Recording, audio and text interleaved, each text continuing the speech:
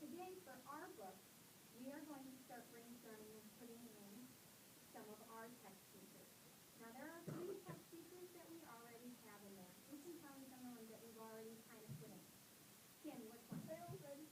We have our titles and headings. Caitlin, which one? The table of contents.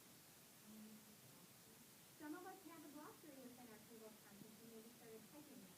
I don't know, but we might, some of us might have bullets, so we might go bullets, like bullets. Okay, so you might have some bullets and maybe then like a text box on the side.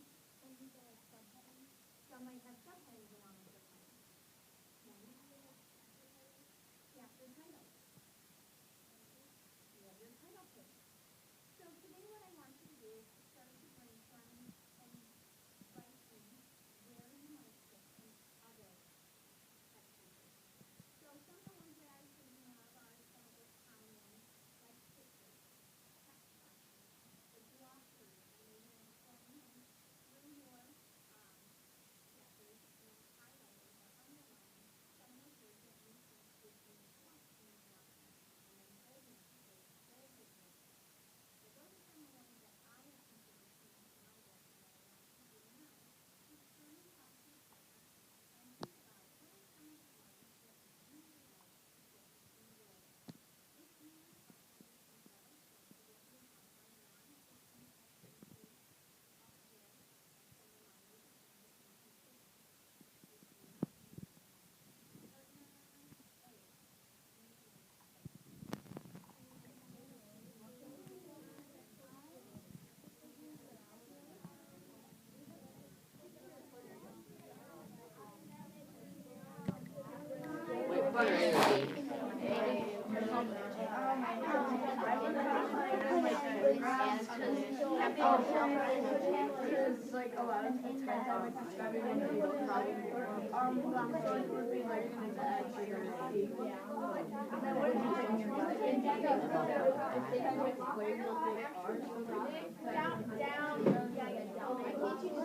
Glossary is where like maybe some kind of definition and common words that you might use often that maybe people don't know as well.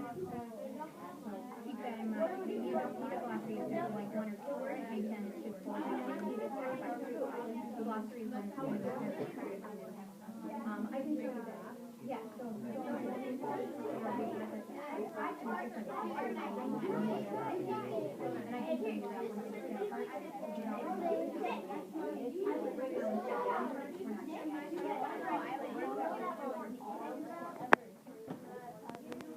Three, 2, 1.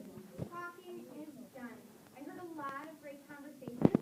Some people thinking about glossaries and what words they're going to put in, or text boxes, and how they might put that in once they get to that typing part, and I can show you that once we start typing.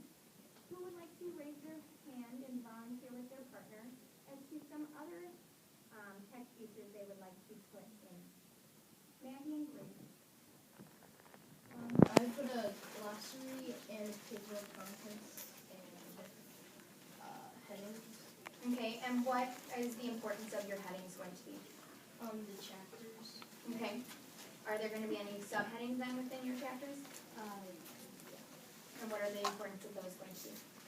Like telling about what's all in the chapter. So to break the chapter up? Good. Maggie? I'm gonna put pictures and a glossary and maybe some captions.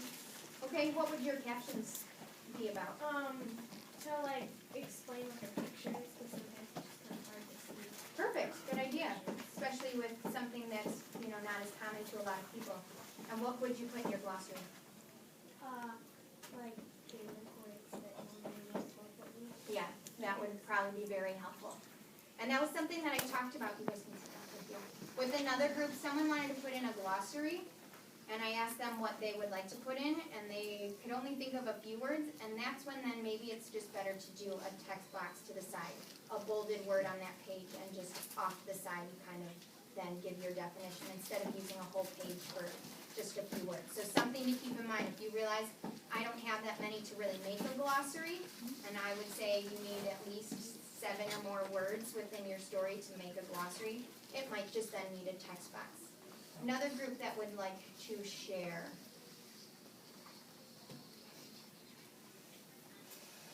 Has anyone thought about putting in any graphs or charts to help explain anything? Jack? I think I'm gonna take a picture of a baseball bat and like break it down into parts like the handle, the bat nub, the barrel. So almost kind of like, charting or a diagram of the bat. Good. Lucas? I might put one in because in one of my chapters I'm like telling where the tiger lives, and I could like show where they live on the map. Yeah, maybe you could find some sort of graph that shows how many tigers live in one area versus another. Good. I Lexi? was gonna put in a picture of a uniform and what we had to wear, like in high school. And then you could kind of label each of the parts. These are all great ideas. So here's what I want you to do when you go back to your seats.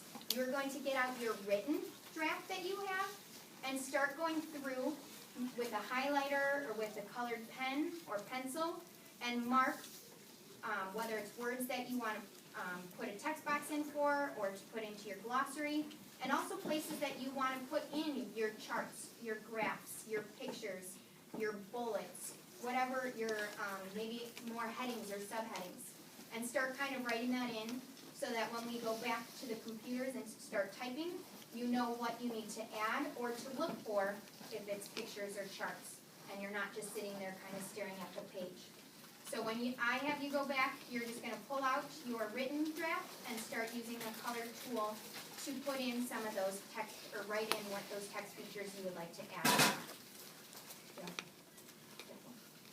All right, at this time I need you to quietly stand up and you can head to. All right, graders, I need eyes up here for a moment. Please put your pencils down or your highlighters, whatever you're using.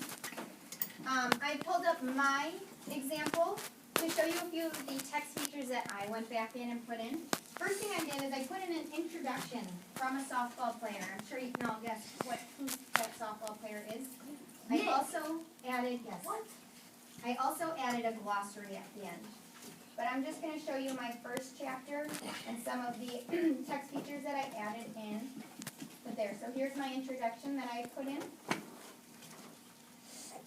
And then in my first chapter, I first have a picture of a softball to show you what that would look like, along with the different pictures, and they're not exactly the size, but to show you how this one is the smallest, and then you get bigger according to the different slow pitch softballs, and a picture of a baseball. So for this one, I just have pictures. As I get farther along into like positions, I would have a diagram of a field with the players on it.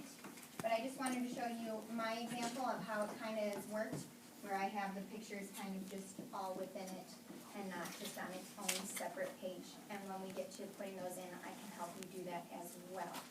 So at this time, I am going to have you return back to editing yours. And if you are ready, you could grab a computer to start putting yours in.